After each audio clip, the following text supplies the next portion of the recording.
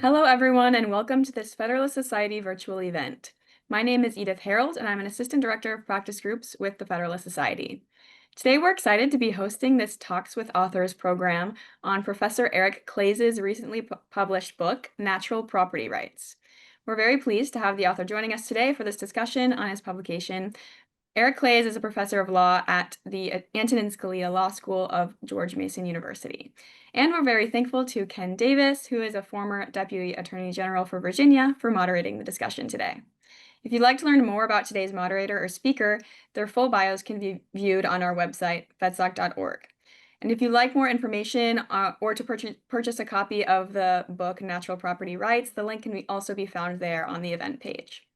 Near the end of the program, we will turn to the audience for questions. So if you have a question, please enter it into the Q&A function at the bottom of your Zoom window, and we'll do our best to answer as many as we can. And finally, I'll note that, as always, all expressions of opinion today are those of our guest speakers and not the Federalist Society. With that, Eric and Ken, thanks so much for joining us today, and I'll hand things over to you.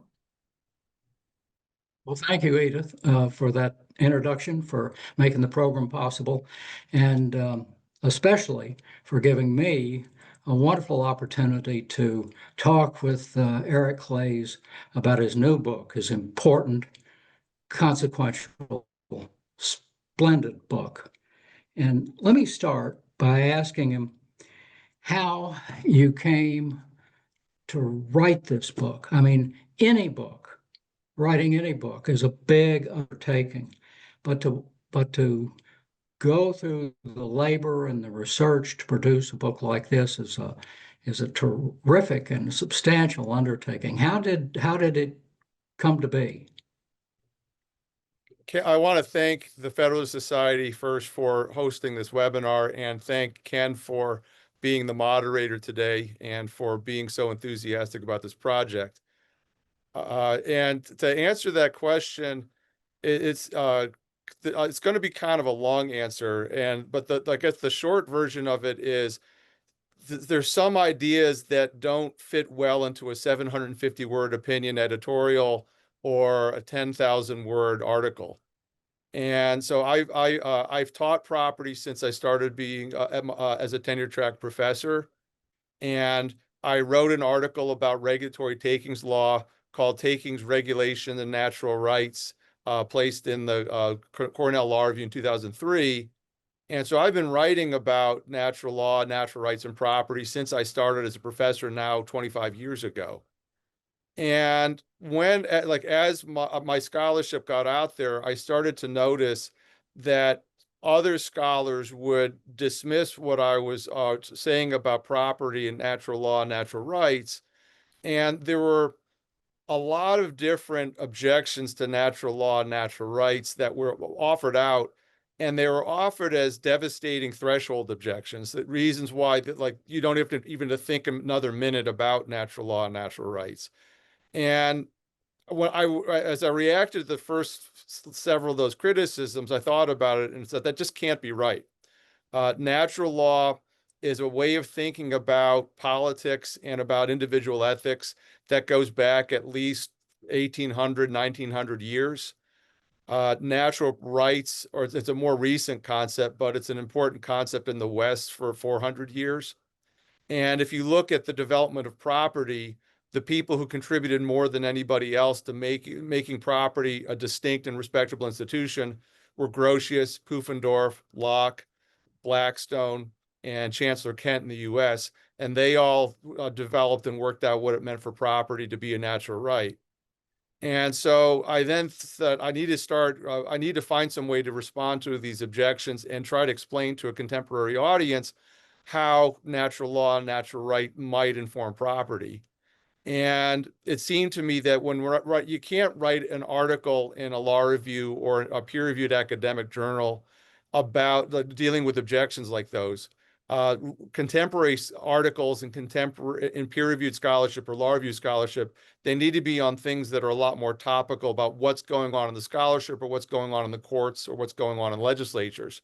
And so it seemed to me then I needed to deal with a lot of the threshold objections to natural property rights in a longer publication and one that's not tied to some periodical.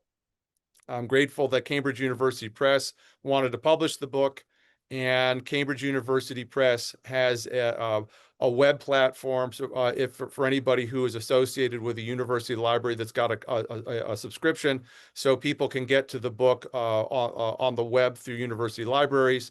And Cambridge also publishes hard copies, as they will now. In another year, they'll publish a softbound copy that'll be a lot cheaper. So the idea is just to put out in one place the best case I can make how natural law might inform property, how property can be the subject of a natural right, and why a lot of the most common criticisms of natural law and natural rights aren't as convincing as they are often suggested to be in more topical scholarship, and put that out there for people to consider.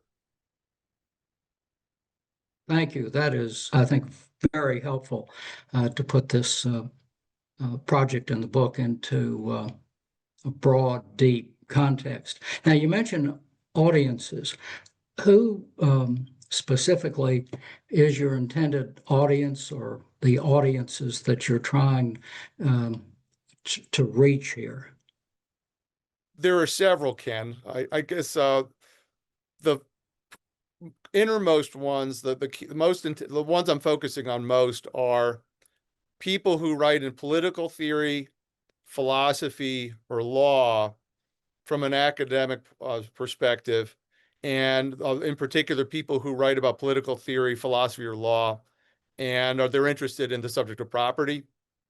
And then I'm also interested in trying to be in a conversation with academics who write about natural law, and they focus more on natural law and jurisprudence, and they haven't thought as much about particular topics like property. And then I guess the last part of the most intended targets are people who are entering law school now and people who are entering the academy now as grad students in political theory or philosophy. I want to reach the next generation. I think that a lot of the contemporary scholarship about property in political theory, in law, or in philosophy, there are shortcomings in it. And it's hard for younger scholars to get an adequate account about how property can be justified in a satisfying manner. And I hope this book gives them a 300-page account that they can think about and ask whether the contemporary scholarship is doing a fair job talking about natural law, natural rights, or property. I also hope that the book gives ideas to people who are political organizers, people who write opinion pieces about property in contemporary politics and law, or people who might be like organizing litigation that has to do with property on cutting edge issues. But I wouldn't say they're my primary intended audiences. People like that, I'm happy to talk to them more to explain how the book is relevant to what they do. There needs to be a bridge between the theory in the book to cutting edge issues in legislation, regulation, or lawyering. Well, I certainly wish the book had been available when I was in law school and graduate school, but at least it is now. Now, the title, Natural Property Rights. So are you talking about the rights affirmed in the Declaration of Independence in famous paragraph 2? Yes, and I could leave that at just saying yes and move to your next question, but I guess here I want to bring out one of the devastating threshold objections that I mentioned in answering your first question. It is when in contemporary legal scholarship and some contemporary philosophy scholarship, when someone mentions natural rights, writers will say natural rights must mean rights of autonomy, where the rights of autonomy must be respected no matter what the consequences are on other right holders or on the public. And I devote a whole chapter in the book to saying that's not the kind of right, like natural rights could be understood in that way, but they don't have to be. And they're not understood that way in the Declaration of Independence, in the Constitution of Virginia, and many other state constitutions that were written from 1775 to 1830. and they're not as understood in Grotius and Pufendorf and Locke. So there's another understanding of natural rights that I call the one I criticize. I call in the book a Nozickian understanding of rights, but I'm not advancing and defending a Nozickian understanding of natural rights. I'm understanding one that's more consistent with the Declaration of Independence and the Declaration of Rights at the beginning of the Virginia Constitution. And in those accounts, natural rights are the rights that people have when their rights are ordered consistent with more basic principles of natural law. Two are connected because in the Declaration, in the first paragraph, the founders invoke the laws of nature, saying that we're assuming our rightful place as an independent country according to the laws of nature. So could you talk more about what the relationship between natural rights and natural law is? Absolutely. And chapter 2 of the book covers that exact topic. Chapters 2 and 3 try to explain how I understand more basic principles of natural law and natural rights, and then I apply those lessons to property in the last 12 chapters of the book. So I guess the place I guess I'd start is talking about why people do why do people engage in certain courses of conduct.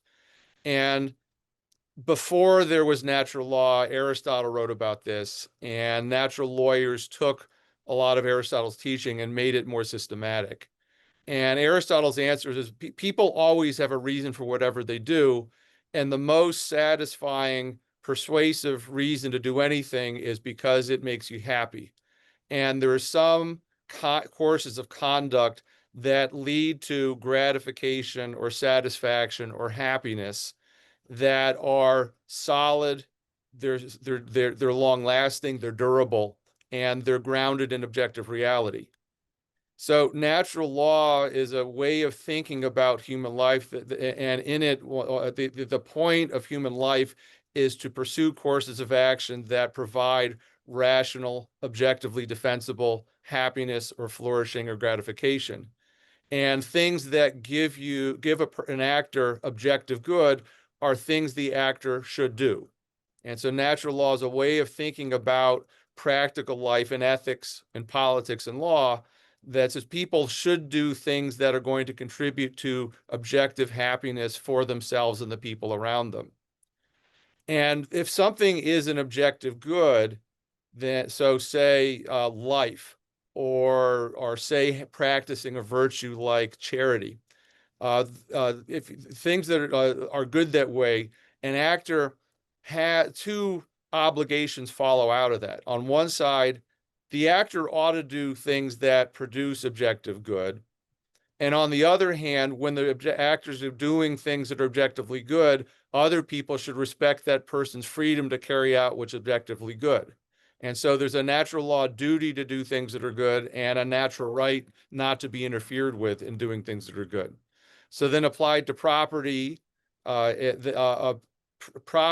intelligent actors have certain tendencies. They can work or be lazy. They can be technical or not curious. But if they apply their industry and their technical curiosity to take things that are not people and convert them into things that are more useful for human survival or human thriving, that's good. And people have a responsibility to engage in that kind of activity to produce things for themselves and others. And as they do so, they're entitled to natural rights not to be interfered with as they act productively. So you talk about the pursuit of happiness, and in fact, in the first draft of the Declaration, it was life, liberty, and property. So there's a real connection there, but it's not just any happiness. I mean, drug lords and gangsters might, at a moment, say, "Well, this next crime makes me happy," but you're talking, are you not, about happiness and flourishment and activity and behavior that is consistent with the natural law. So natural law directs behavior, or it should direct behavior. towards a flourishing, a fulfillment of natural rights that's in accordance with the natural law. That's all right, Ken. Yeah, happiness is another term that could be understood different ways. It could mean any old fleeting happiness or like happiness in people who are bad actors, but there's another understanding where happiness means flourishing, or what Aristotle called eudaimonia, having good spirits.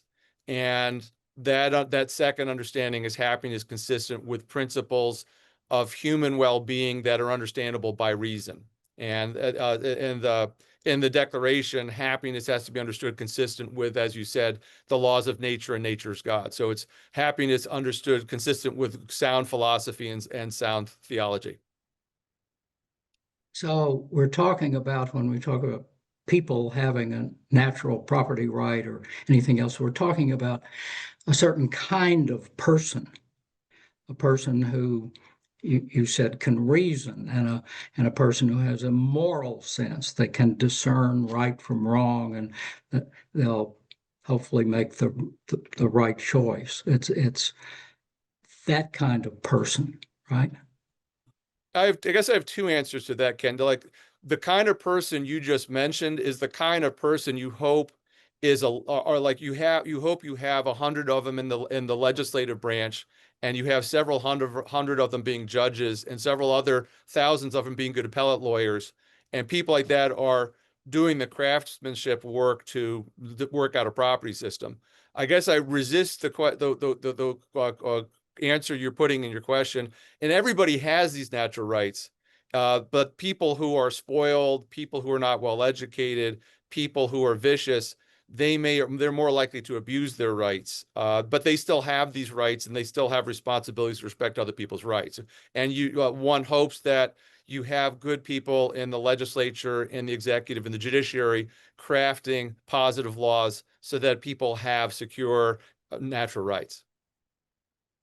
Well, how does a person, as a first step, acquire a natural right to any piece of property, an acre of land, or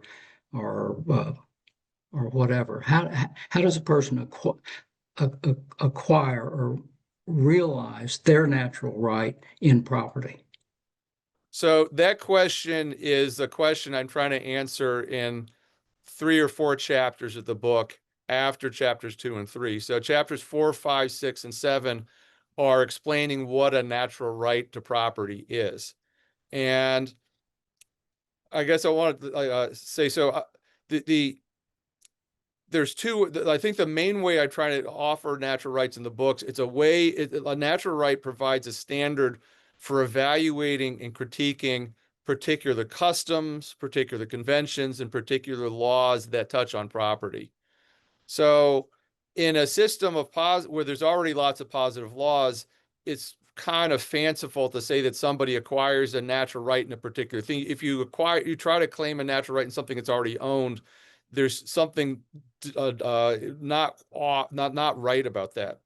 But as an abstract matter, you can assume that all the resources in a community should be for the use of everybody in the community. And so you can ask, as an abstract matter, if the laws in this community were well written and well structured, what would they be doing? And a natural right provides an answer to that question. And so if you were to temporarily pretend that all the positive laws were not enforced and say that all the resources were up for grabs, you would then ask, so what should somebody do to demonstrate a strong connection to a resource, and a connection that's strong in a way that entitles that person to a natural right? And so chapter 5 tries to answer that question. And the answer goes like this, that in principle, any resource should be available for the use of anybody in the relevant political community. But some people, by their conduct, can do things to establish a closer connection to resources that are not yet claimed than others. And the first step of that conduct is to put the resource to what I call in the book a productive use. And I mean by productive use pretty much the same thing that John Locke meant by labor. And productive use and labor mean intelligent and purposeful activity that try to produce survival or some form of flourishing for the actor or someone else. So by putting a resource to productive use, the user's establishing a morally valuable connection that entitles them to say, I'm now putting this resource to a use for survival or thriving. You're not yet doing so. My use gives me the start of a right. But that use is necessary. It's not sufficient, because since everybody else in the community is entitled to acquire and use resources too, when someone starts using a resource, the user ought to give courteous, respectable, sociable notice to everyone else. I'm using this resource and I've signposted my use, and I've signposted my intention that I'm going to keep engaging this use. So I call this second requirement claim communication. And what I say about claim communication owes a lot to what Grotius and Pufendorf in their treatises about international law, when they talked about property, they talked about possession and occupancy.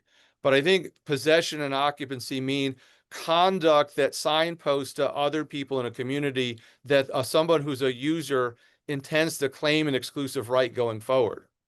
So the productive use and communication of claims to others who are not yet right holders, those establish a defeasible or a rebuttable or a prima facie right. But then, since resources are in principle for everyone's use, someone who's not a right holder on a resource can override that prima facie right. And there are two provisos or two grounds for override. In common law, in tort and property, law students learn about two cases called Plouffe versus Putnam and Lake Erie versus Vincent. They're cases about necessity. And so one person needs to use another person's dock to protect a boat in a storm. And that necessity idea is expressing in law one of the provisos of morality. If one person needs to commandeer another person's property temporarily to avoid a threat to life or a wipeout or destruction of property, the necessity proviso allows for a limited use of a resource someone already has a natural right in. And then when one creates a natural right in a resource, one can never claim the right to the point that one excludes so much of a resource that one's not leaving what Locke called enough and as good shares of the same kind of resource and community. And if one consumes more than enough and is good, then others may use what I call in the book the sufficiency proviso to press back and limit that natural right. So again, a natural right is earned by productive use and communicating one's claim of exclusive use, but then the claim that, like, the right is limited in principle by the necessity and sufficiency provisos. And what then has to happen is that legislatures, judges, and regulators should be trying to write positive laws that strike the right balance between productive use and claim communication on one side and sufficiency and necessity on the other side. So the positive law, whether it comes from legislature, court decisions, or wherever, translates the natural right that is established by putting the property to productive use into, I'll say, actionable, moderated, integrated right that can be reconciled with the other rights and claims and disputes and members of society. Right? That's right, Ken. Let me say a little bit more about that, because that's a important theme in the book. So I covered this at most length in chapter 3. It's a chapter called Property and Practical Reason. And so the phrase, the practical reason, it's a philosophical term of art. And in one of its usages, it talks about, it's a term of art that explains and makes clear how people start with very general, not well-formed ideas about rights and duties and turn them into specific courses of conduct in individual ethics or specific laws and policies in law. And what you called in your question translation, there's two terms of art that are known from philosophical scholarship. One's called specification and one's called determination. And specification is the process by which people take a general right, like a right to property, and then turn it into a series of specific rights and responsibilities. Like, so there's a natural right to property. You specify the natural right by coming up with productive use and claim communication as requirements, and then sufficiency and necessity as overrides or provisos on the natural right. And then when you know what the well-specified natural right looks like, you then need positive law to carry the specified natural right into practice. And here, I wrote that chapter in part to explain how general natural rights get turned into guides to specific laws. But I also wrote that to beat back, to respond to another one of these threshold objections. So one of the threshold objections is natural rights provide no guidance. There's two related objections. On one hand, natural rights provide absolutely no guidance in practice. On the other, natural rights mandate some particular results, so they're too specific. They don't leave legislatures enough flexibility. And neither of those two accounts seems right, if like given the way we think about rights in lots of practice. And so an example that's used often in the scholarship I rely on in the book, think about speed limits. We all have natural rights to travel and natural rights to be secure in our persons and natural rights to our property. And that doesn't mean if we have a natural right to travel, we have a natural right to travel at any speed we want, no matter the consequences to the common good or others. The natural right to travel has to be coordinated with the natural right to be secure in one's person and the natural right to be secure in one's car. And you need legislation to reconcile, to coordinate the two. There's two sets of rights of travel on one side and a person and property on the other side. And so a justly determined a speed limit is a just determination of the three natural rights that speed limits affect if it coordinates travel, life, and property in a way that seems to let people travel with due respect for other people's persons or their property. And the same basic insight applies to all of the messy details of a property system too. Each of them you should be asking, is it facilitating productive use, facilitating clear communication of claims of right, and giving due respect to the claims that are marked off by the sufficiency necessity provisos?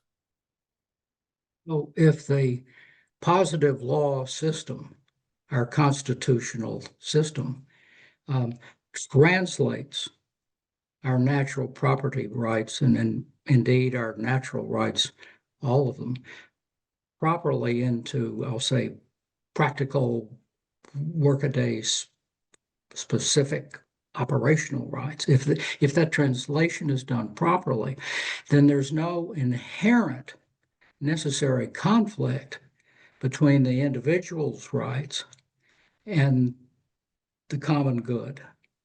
That's right, Ken. And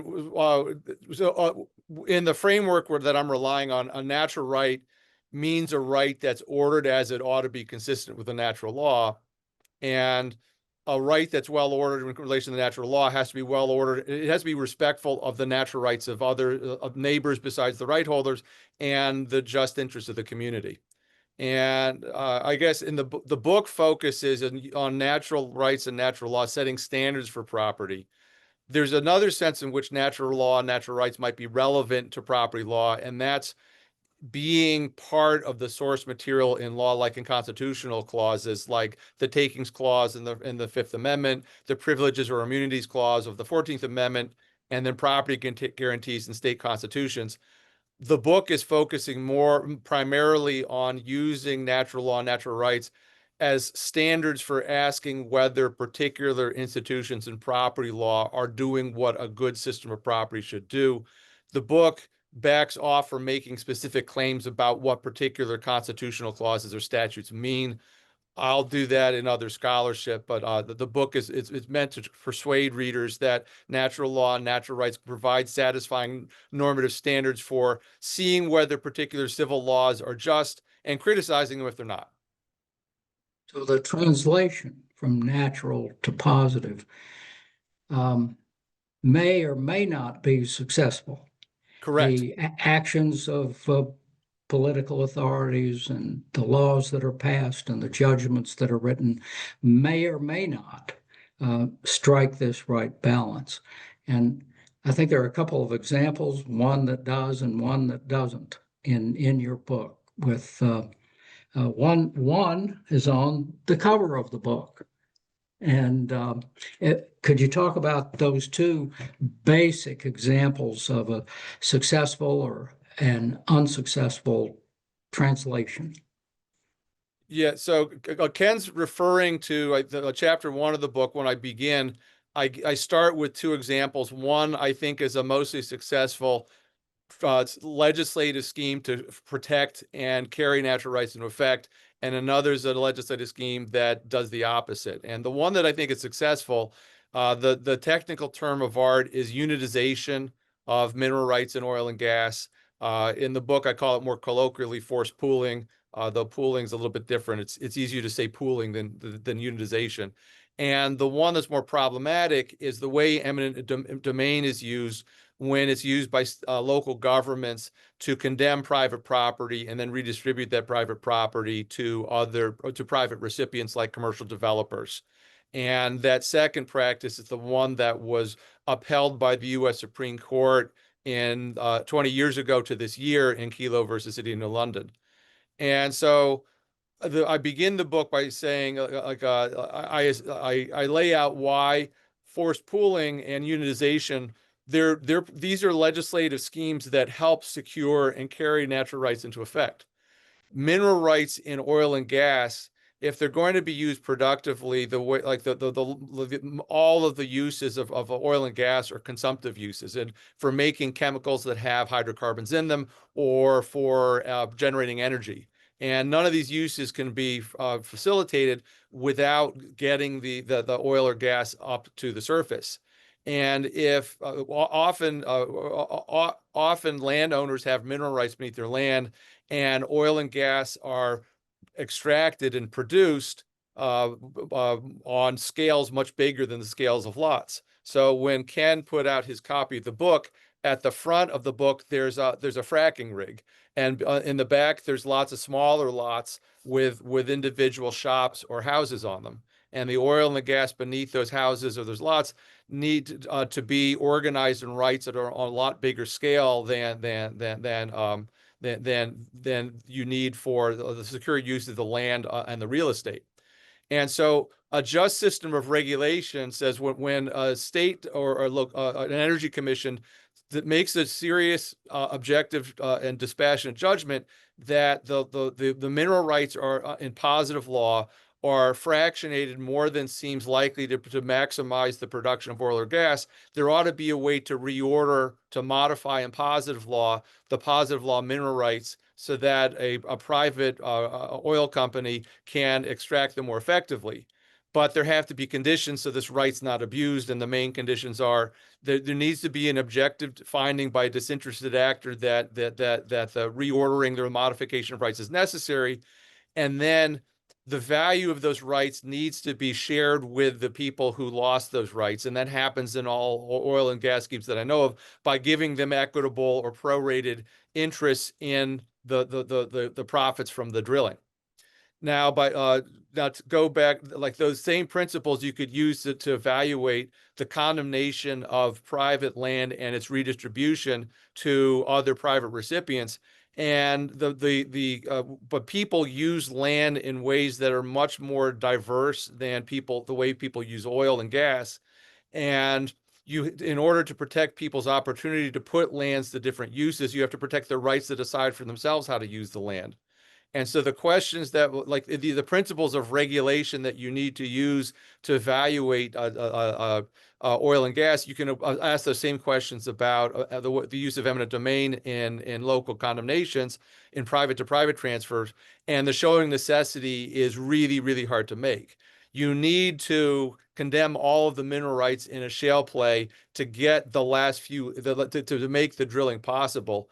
You don't need, in the same strict sense, to get every single lot in a neighborhood to get most of the value of a large scale commercial development or a large scale project.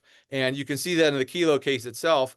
The political authorities spared the social club called the Italian Dramatic Club.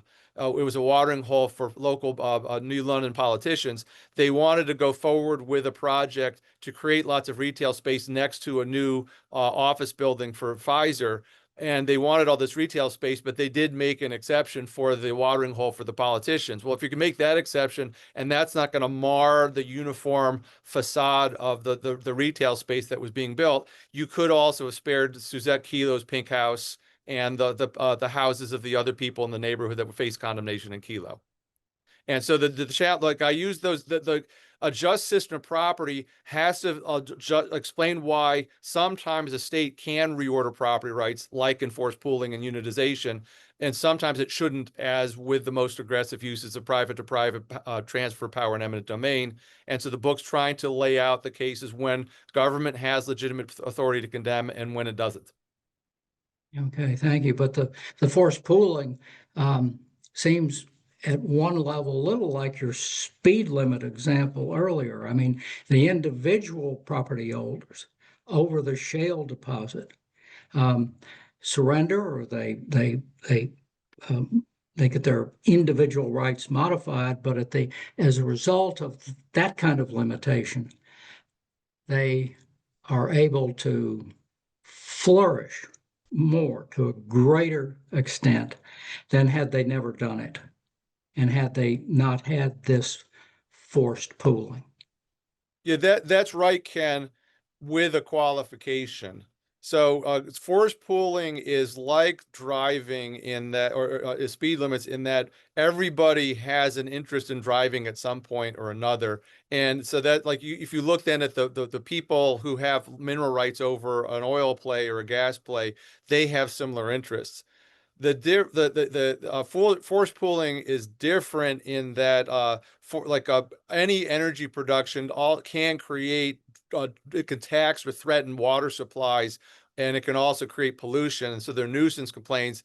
And so the difference is that local residents who don't have mineral rights have with the people who do, and with the energy producer, those differences are more pronounced, and those create another set of hard problems. I deal with those later in the book in the chapter on police regulation. Those are the kinds of things you have to deal with well-tailored public law carrying into effect the state's responsibility to protect people from nuisances.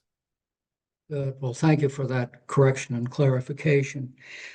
But the conversation so far seems to have been about development, putting idle property, oil deposits, whatever, to economic use, development, exploitation, drilling, clearing, planting,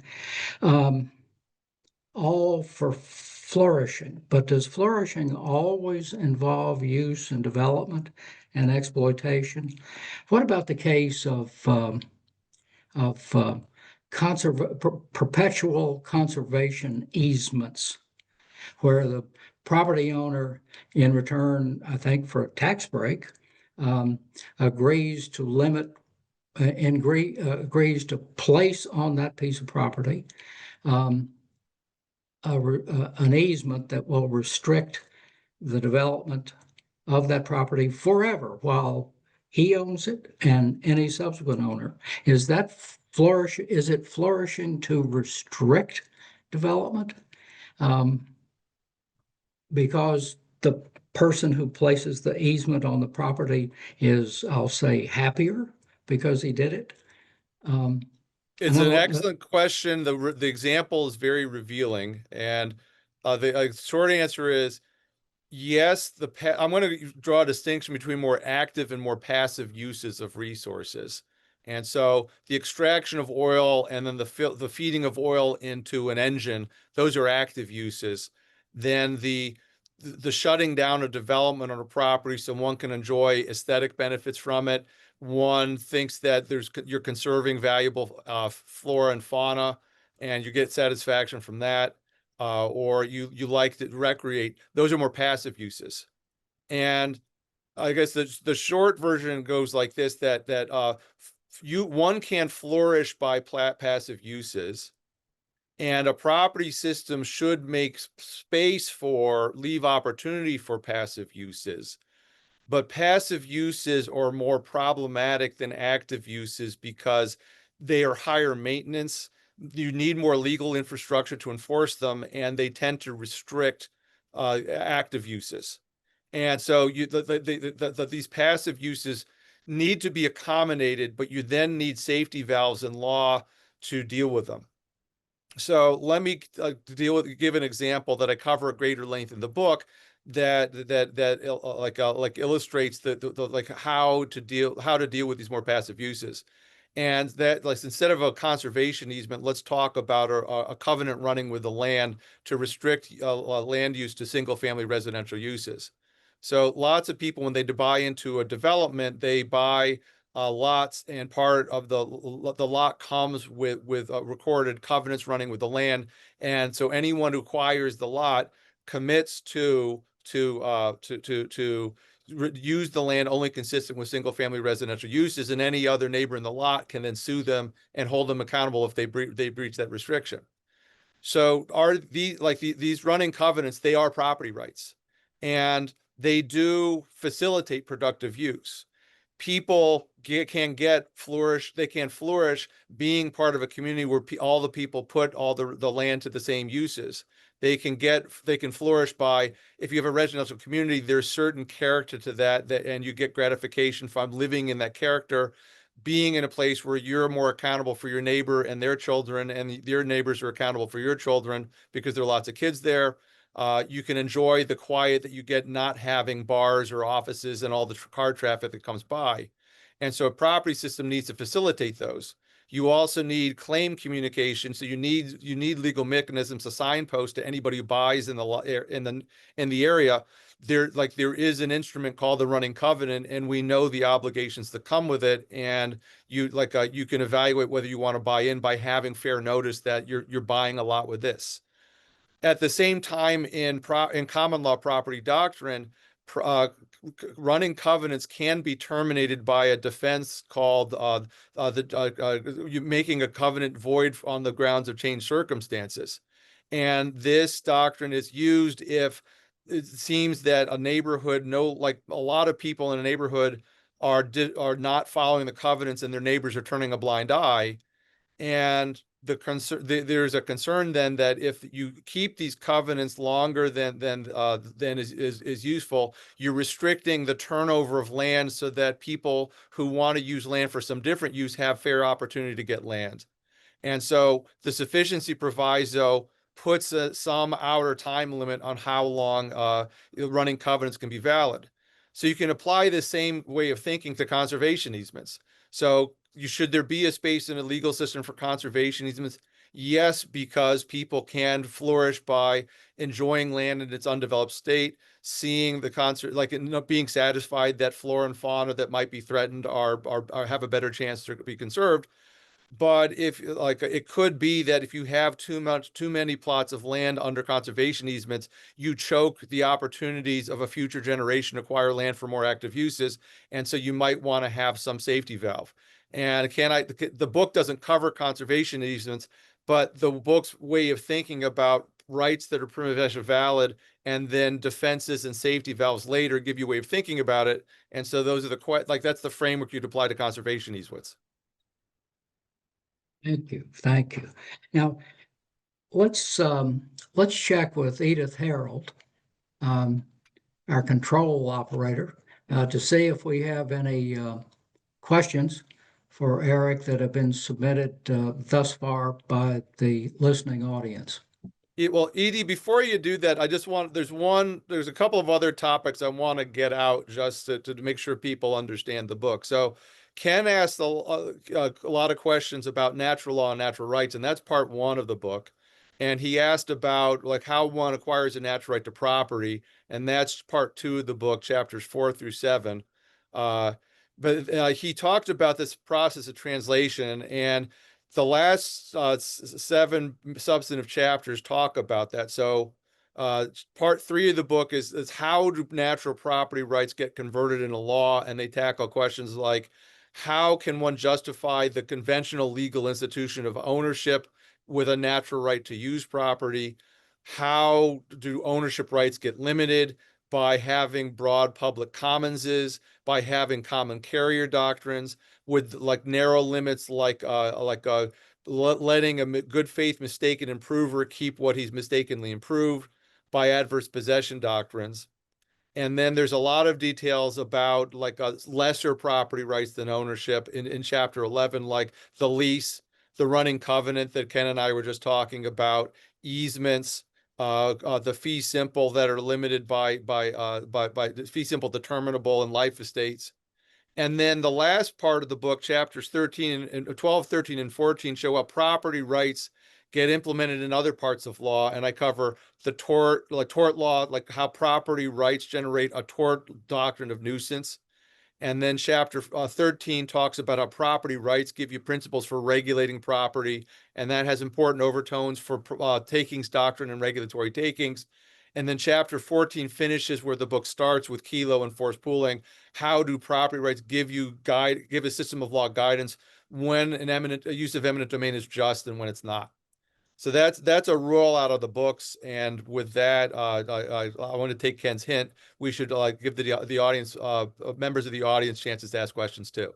Well, Yes. let me say something before we finally let Edith answer. I will say that rollout, that overview of the structure and the topics covered from chapter to chapter just illustrate in the strongest terms what a resource this book is for all of the audiences that you mentioned. It's an incredible piece of work, really. Edith. Absolutely. And it looks like we do have a few questions from the audience. And just a reminder, if you have a question, you can enter it into the Q&A function at the bottom of your Zoom window. Jeff Wood asks, how do you deal with property rights that economists would describe as public goods? Thanks to Jeff for the question. It's a great one. And there's a few, I guess, a short answer and then several threads of longer answers. So the short answer is a complete system of property needs to have space for government-owned property and for different regimes that might be called commons regimes. And chapter 9, so to the two chapters on ownership are 8 and 9. And 8 makes the case for ownership and 9 makes the case for limits on ownership.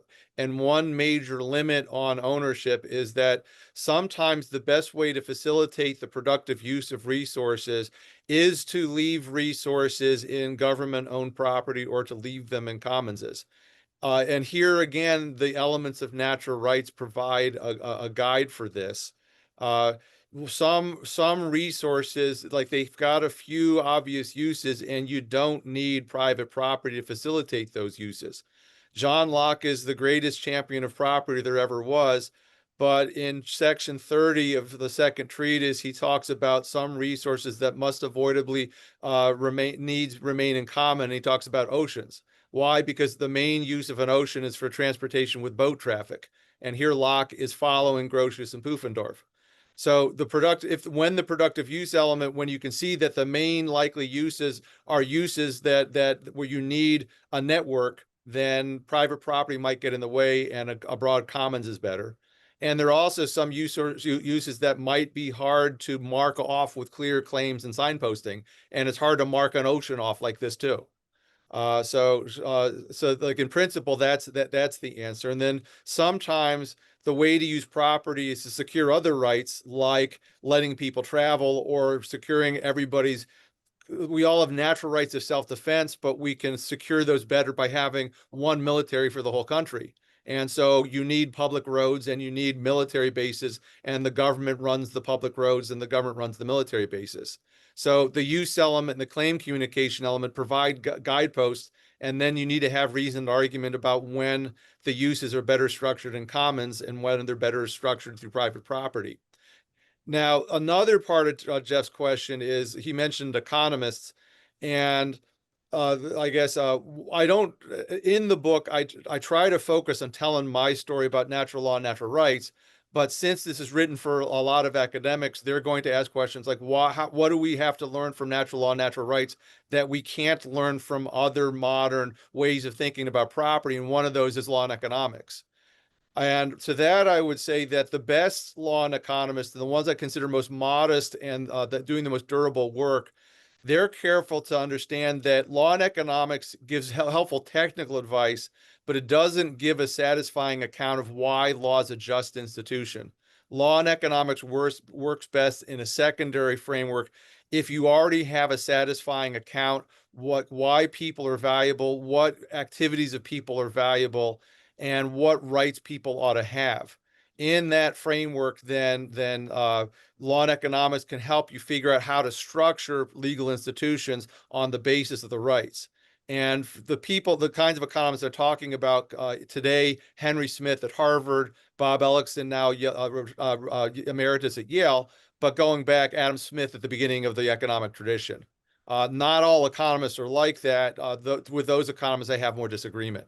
So I would resist the economist public goods framework makes sense on the basis of moral principles that Adam Smith would agree with, Richard Posner might not. Wonderful. Thank you for that. We have a question about collectivizing property rights. So Adam McLeod writes that the example of combining fractional mineral rights works because the uses of those rights all amount to the same thing, which is exploiting the oil and gas for its market value. And as you pointed out, other property uses are not commensurable in that way. So he asks, how often are property uses likely to be commensurable so that collective restructuring of property rights could be justified, and how frequently might this actually happen? Thanks for the question. It's from Adam McLeod at University of St. Mary's in Texas. He's written his own fine book that called Property and Practical Reason, Cambridge 2015. I learned a lot from it and engaged with it in my book. The question he asked is to the heart of things. It's perceptive and it's hard. Again, short answer and a longer answer. So the short answer is, as a rule of thumb, I think it's safer to presume that people's uses are not commensurable. They cannot be aligned with each other. And so the safer play is to give people rights to decide for themselves how they want to use their resources. And it's the rare exceptional case that uses are commensurable. So the kilo rubbed a lot of ordinary people the wrong way because land on the surface is the kind of resource that 1,000 people can put to 2,000 different uses. And we have common law doctrines of trespass and nuisance that let people be left alone to decide for themselves how to use their own. And it's an exceptional case when we're sure that mineral rights are all going to be put to the same uses. And so the doctrines I talked about for like the principles of regulation that explain why forced pooling or unitization law might be legitimate, and the kinds of private to private transfer schemes you see in Kelo aren't. The first is working with a resource where all the people are using it the same way, and the second, it's not. So I guess the longer answer is a property, like any system of law, has to deal with this problem, like speed limits again. You take 1 million people, I'm sure that you've got 1 million different trade-offs between they all have different thresholds where they'd say, okay, I like driving 100 miles an hour in Montana on a highway, and other people like, no, I still want to drive 30 on that interstate in Montana. And so incommensurability cannot be a devastating objection to stop a legislature from setting a speed limit that's going to affect hundreds, thousands, millions of people. So too with property. But I think a decent system of property can do is say, let's try to create a right and structure the right to leave people to decide for themselves how to use the resource.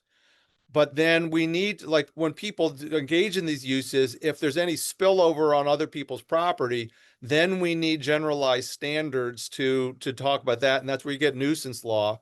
And we need to have a homogeneous understandings of nuisance law so that people can understand their obligations and their rights under nuisance law. And so you can work out general standards of nuisance the way you have general speed limits. So the system is trying to protect people's rights to engage in incremental uses, but then it can justify having broad homogeneous rights and broad homogeneous side constraints on those rights And those are justified on the grounds that we're letting as many people as possible make their own choices to pursue their own incommensurable uses. And if we can't like let every single particular idiosyncratic person pursue her incommensurable use, that we like at that system, we cannot let the best be the enemy of the good. Wonderful, thank you. Now we have a bit of a broader question. Someone asks, how would you characterize your understanding of natural law and natural rights in comparison with the various formulations of utilitarianism? So natural law and so natural law, as I understand it, it's an approach, and in it, that like they're like, let me start here. They're in normative philosophy, there's three very broad families of thinking about ways of like grounding different normative theories. And the grounds start with, but there's some question, you keep asking a series of questions. Why are you making an argument that something is normatively desirable? And I cover this in chapter 2 of the book. So one kind of answer, the one answer that like, or one line of answer, the last answer is because it just makes sense. There's a logical structure to morality, and my prescriptions are consistent with the inner structure of morality. And those theories are often called Kantian or deontological. In another line of answer, it's because my way of thinking or my proposal is going to produce good consequences for all the people affected. Those are called consequentialism. And the third approach is because the most important point about a normative theory about has to do with people is helping people flourish, become better people. And those approaches are called eudaimonistic or perfectionist or natural law related. Utilitarian is in the second family. It's consequentialist. And the natural law counts in the third family for eudaimonist or perfectionist. And so utilitarians have to ask questions like, if you're saying that utility counts, why is utility valuable? And when different people have different utilities, how do you reconcile the different people's utility preferences? If a utilitarian says, well, I'm for the greatest good for the greatest number, then there's a sharp contrast between utilitarianism and natural law. If a utilitarian concedes, yeah, I mean by utility a kind of utility that's grounded in human reason is objectively defensible, and I recognize that different people can have different preferences, and you need to give space to rights for people to pursue different courses of action. That's a kind of utilitarianism that I think is natural law, but it's got a utilitarian window dressing. That's very helpful, thank you. And I think we have time for our last question, which is perfect. Richard Epstein has made the argument that John Locke would make a good Marxist when he grounds creation of property rights through the admixture of one's labor with goods from the storehouse of nature. And he points to earlier Roman law as a better source. Do you address this in your book, and do you have a reaction to it? Yes. So Richard is a mentor and a colleague and a friend. He mangles Locke on several occasions. And I cite this. So here, Richard is following Robert Nozick, and Robert Nozick critiques Lockean labor theory in Anarchy State of Utopia, and Epstein follows Nozick's critique in some of his writings, and I cover those in chapter 5. With all respect and affection to Epstein, he doesn't treat Locke's account of labor charitably, and this is another one of the devastating threshold objections that I needed to write a book to deal with. So in a charitable understanding of labor theory, like in the Epstein-Nozick account, labor is any old activity on a resource, whether it's productive and no matter what the effects on other. So Nozick has this example where he pours a can of tomato juice with radioactive carbon molecules into a sea, and Nozick says, does that mean he appropriated the pourer appropriated the sea? And if labor is understood consistent with the principles of the natural law, no. Is pouring something away, is that productive use? No. So that's one ground why you don't appropriate the sea. And then second, is that kind of pouring consistent with our ordinary expectations about signposting your claims that you own something, like putting up a fence or a sign? No, you've just dissipated something. You haven't created a sign. And if you claim the sea, are you claiming something consistent with others' like needs? And so the sufficiency proviso, no, you're not. So the productive use, claim communication, and the sufficiency proviso provide the answers that Nozick and Epstein don't think about because they're not being charitable to Locke. And I think that Roman law, as Epstein talks about it, there's not yet a discrete concept of property in Roman law. There are several topics in Roman law that, if you add them together, are what become property by the 1700s. But if you look at the way those topics are treated, they organize property rights and the limits on property rights consistent with the norms about use and claim communication I talk about in the book. So I think Roman law and a charitable understanding of Locke give Epstein what he wants, and as against the portrait of Locke that he provides, I don't think is charitable. Fantastic. Well, thank you so much on behalf of the Federalist Society for being here and speaking with us today about your new publication. We're really grateful for your time and expertise in this great conversation. And thank you also to our audience for joining us. We really appreciate your participation. You can stay up to date with announcements and other upcoming webinars on our website, fedsoc.org, or on all major social media platforms. Thank you once more, everyone, for tuning in, and we are adjourned. Thanks. Well, one more real quick. Cambridge University on the website now. You can buy a hard copy for the next year, and you can buy a soft copy at about a quarter of the price a year from now, and you can get digital access via libraries. But thanks again to the Federalist Society for having me, and thanks to Ken for his sympathetic and thoughtful commentary. Thank you both. Pleasure.